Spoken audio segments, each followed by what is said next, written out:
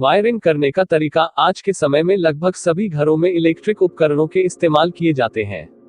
इन उपकरणों को power supply देने के लिए आपने भी बिजली का कनेक्शन जरूर ले रखा होगा। यदि आपने भी अपने घर में बिजली कनेक्शन लिया होगा तो आपने अपने घर की वायरिंग जरूर करवाया होगा। यदि आपने अभी तक अपने घर की वायरिंग नहीं करवाया है तो हो सकता है कि आप इसके लिए सोच रहे होंगे। यदि आप भी अपने घर की वायरिंग करने का प्लान बना रहे हैं तो एक बार इस वीडियो को जरूर देख लो। घर की वायरिंग कैसे करें के बारे में बताने से पहले इस वीडियो में आज हम आपको हाउस वायरिंग में होने वाले 10 ऐसी गलतियों के बारे में बताने जा रहे हैं जो अधिकांश लोग करते हैं। आज हम आपको वायरिंग करते समय ध्यान रखने वाली सामान्य बातों के बारे में बताने जा रहे हैं जिसे ध्यान में रखकर आप अपने हाउस वायरिंग को ज्यादा बेहतर बना सकेंगे। नंबर 1, आप जब भी हाउस वायरिंग शुरू करें तो इसे शुरू करने से पहले इस बात का अच्छी तरह से फैसला कर ले कि आपके घर में किस जगह पर कौन से मटेरियल का इस्तेमाल करना आसान और ज्यादा सुरक्षित होगा। मान लीजिए कि आपका एक ही रूम है और वो छोटा है तो आप अपने घर के गेट पर ही तो बोर्ड को फिट नहीं कर देंगे ना। इसलिए वायरिंग का काम शुरू करने से पहले ही ये निश्चित कर ले कि कहां पर बिजली मीटर लगवाना है, कहां पर बोर्ड फिटिंग किया जाना है और बोर्ड में कौन कौन से मटेरियल कितनी संख्या में लगाना है। दूसरी बात ये कि वायर को एक जगह से दूसरे जगह तक बिछाने के लिए किस रूट का उपयोग करें। मतलब कि कहां से और किस तरह से तार को बिछाएं ताकि कम से कम तार की खपत भी हो और वायरिंग भी देखने में अच्छा लगे। इसी तरह से इस बात का भी फैसला करें कि घर में किस जगह पर बोर्ड को फिट किया जाए ताकि आपको सहूलियत हो। इलेक्ट्रिक बोर्ड को आप घर में वैसे जगह पर लगाएं जहां पर आपातकालीन स्थिति में आप तुरंत पहुंच सके। यहाँ नक्शा बनाने का तात्पर्य यह है कि आप अपने मन में अच्छी तरह से वायरिंग का नक्शा बना ले ताकि बाद में आपको ज्यादा परेशान न होना पड़े। नंबर 2, इलेक्ट्रिकल वायरिंग बार बार नहीं किए जाते हैं। इसलिए जब भी वायरिंग करें तो वो ऐसा होना चाहिए कि फ्यूचर में उससे आपको किसी भी प्रकार की कोई दिक्कत ना आए।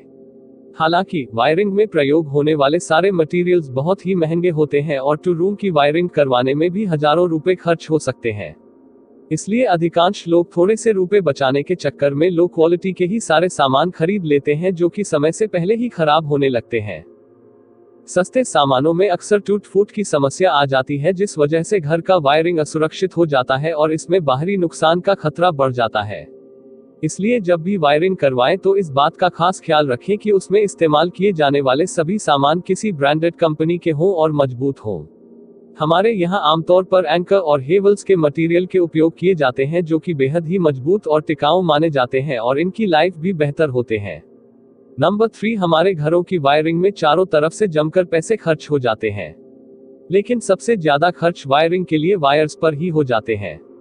ऐसा इसलिए क्योंकि बाकी सभी कंपोनेंट्स तो कहीं कहीं पर ही इस्तेमाल होते हैं लेकिन वायर के इस्तेमाल सभी जगह पर किए जाते हैं। साथ ही वायर में महंगे धातु के इस्तेमाल भी किए जाते हैं जिस वजह से ये महंगे होते हैं। कहने का तात्पर्य ये है कि आपका घर जितना बड़ा होगा और आप जितने ज्यादा दूरी में कोई उपकरण इस्तेमाल करेंगे उतने ही ज्यादा लंबाई के वायर की आपको जरूरत पड़ेगी। दूसरी वजह यह है कि इतने लंबे पूरे तार में कॉपर या एल्यूमिनियम जैसे महंगे धातु के इस्तेमाल किए जाते हैं जिस वजह से ये बहुत ही महंगे हो जाते हैं और प्रति मीटर अच्छे क्वालिटी के कॉपर के वायर की कीमत करीब 20 रुपए से भी ज्यादा पड़ जाते हैं। लेकिन इसका मतलब ये नहीं है कि पैसे बचाने के लिए कोई भी घटिया क्वालिटी के तार का इस्तेमाल वायरिंग में कर दिया जाए। यदि पहली बार में आप गलत वायर से वायरिंग करते हैं तो बाद में कोई भी दिक्कत आने पर लंबा चौड़ा खर्च लग सकता है। इसलिए पहली बार में ही अच्छे तार से वायरिंग करें ताकि आगे चलकर उससे आपको कोई परेशानी ना आए। जब भी आप वायरिंग करें तो सिर्फ और सिर्फ कॉपर यानी कि तांबे के तार का ही इस्तेमाल करें। हालांकि ये एल्यूमिनियम के तार की अपेक्षा 2-3 गुना तक महंगा हो सकता है लेकिन यकीन मानिए ये आपके लिए बहुत ही अच्छा विकल्प है। एल्यूमिनियम के तार कॉपर के अपेक्षा कमजोर और ज्यादा लचीला होता है और 3-4 बार गांठ पड़ने से टूट भी जाता है, लेकिन कॉपर का तार इतना कमजोर नहीं होता है। ज्यादा समय हो जाने के बाद एल्यूमिनियम के वायर के छोर पर गंदगी जमा हो जाते हैं जिस वजह से वो सही से काम करना बंद कर देता है।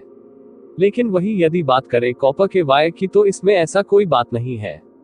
कॉपर के तार बहुत लंबे समय तक सुरक्षित रहते हैं और हमेशा ही सही से काम करते हैं।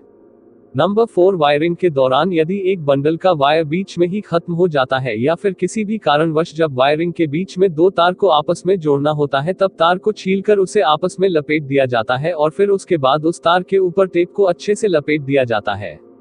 लेकिन बहुत सारे लोग टेप का सही से इस्तेमाल करना नहीं जानते हैं और गलत तरीके से उसका इस्तेमाल कर देते हैं। बहुत सारे लोग वायर को आपस में लपेटने के समय ही ढीलापन छोड़ देते हैं, जिस वजह से वहां से स्पार्किंग होने लगता है और वो हिस्सा गर्म होकर जलने लगता है। इस वजह से कभी कभी आग लगने की भी स्थिति बन जाती है। इसलिए पूरी कोशिश करें कि वायरिंग में टेप का इस्तेमाल कम से कम करना पड़े और जहां भी उसका इस्तेमाल हो तो बहुत ही मजबूती से हो और किसी भी तरह का कोई ढीलापन न हो। नंबर 5, इलेक्ट्रिक बोर्ड में फ्यूज और इंडिकेटर का बहुत ही महत्व है। फ्यूज के इस्तेमाल से वायरिंग सुरक्षित रहता है और जरूरत पड़ने पर पूरे घर के बिजली सप्लाई को बंद भी किया जा सकता है। साथ ही इंडिकेटर के माध्यम से बिजली के उपस्थिति या अनुपस्थिति का तुरंत पता चल जाता है। साथ ही इनके और भी बहुत सारे फायदे हैं, इसलिए जब भी वायरिंग करें अपने बोर्ड में फ्यूज और इंडिकेटर का इस्तेमाल जरूर करें। नंबर 6, अक्सर हमारे साथ आपातकालीन घटना घटते रहते हैं। पता नहीं कब क्या हो जाए, इस बात की कोई गारंटी नहीं है। ऐसे कई मौके आते हैं जब वायरिंग की कमजोरी या फिर हमारे ही छोटी सी गलतियों के वजह से हमें बिजली के झटके लग सकते हैं और हम प्रवाहित बिजली में चिपके रह सकते हैं। तो ऐसे आपातकालीन स्थितियों के लिए आप पहले से ही अपने घर के हर एक कमरे की वायरिंग में एक ऑटोमेटिक सर्किट ब्रेकर जरूर लगवा लें। इससे आपको फायदा ये होगा कि जब भी कभी ऐसे आपातकालीन समय आएंगे तब ये ब्रेकर ज्यादा करंट प्रवाहित होने के वजह से खुद ही स्टार्ट हो जाएंगे और फिर वायरिंग का सर्किट ब्रेक हो जाएगा, जिससे कि करंट का प्रवहन रुक जाएगा और पीड़ित लोग को कम नुकसान होगा और उचित इलाज मिलने के बाद वो जल्दी ही ठीक हो जाएगा। नंबर 7, वैसे तो उस तरीके से वायरिंग करें ही नहीं जिससे कि बाद में उसकी मरम्मत करने की नौबत आए। लेकिन संयोगवश यदि ऐसी कोई नौबत आए या फिर किसी भी वजह से आपको वायरिंग में कुछ बदलाव करने पड़ जाए तो उस समय विद्युत प्रवाहित वायरिंग के साथ काम करना सही नहीं होगा। इसके लिए आपको सबसे पहले बिजली के पोल पर जाकर अपने कनेक्शन वायर को उतारना पड़ेगा, जिससे कि आपके घर में सप्लाई आना बंद हो जाए और आप बेहिचक मरम्मत का काम कर सके। लेकिन ये प्रक्रिया बहुत ही कठिन और खतरनाक है, इसलिए इलेक्ट्रॉनिक्स में इस समस्या को देखते हुए चेंजर का निर्माण किया गया है।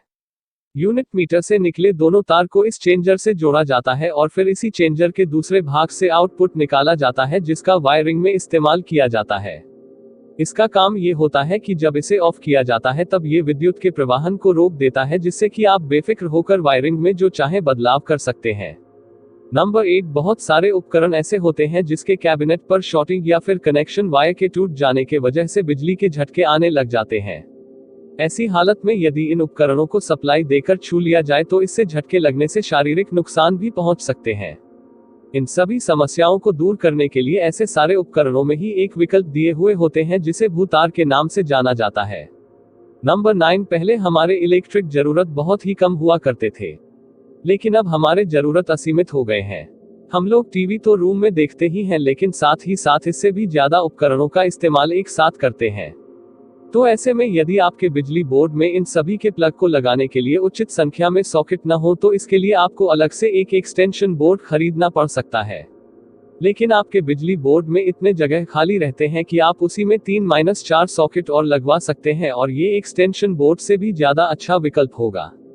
इसलिए वायरिंग कराते समय ही इन छोटे मोटे बातों का ध्यान जरूर रखें ताकि बाद में ज्यादा खर्चे से बच सके। वायरिंग करवाते समय ही अपने इलेक्ट्रिक बोर्ड में एक से ज्यादा सॉकेट लगवा ले। नंबर 10, गर्मी के सीजन में आप अपने घर में इलेक्ट्रिक फैन का इस्तेमाल हवा पाने के लिए जरूर करते होंगे।